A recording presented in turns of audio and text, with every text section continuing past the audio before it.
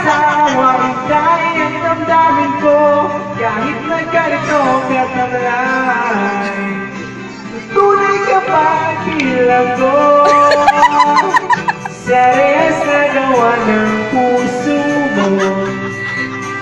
Bilang ko sa kapatulog ng pag-isip sa'yo. Bilang ko sa rehas na gawa ng puso mo. Bilang ko sa kapos na dulot ng pag-isip sa'yo.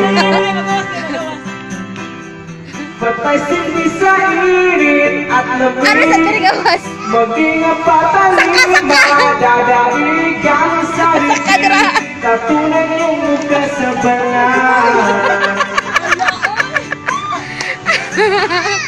Nagkainang ulit na hiwalay, hindi pa rin matutong sumabay ang damdamin ko kahit na ganito katamlay. Sa kahit ba bilang ko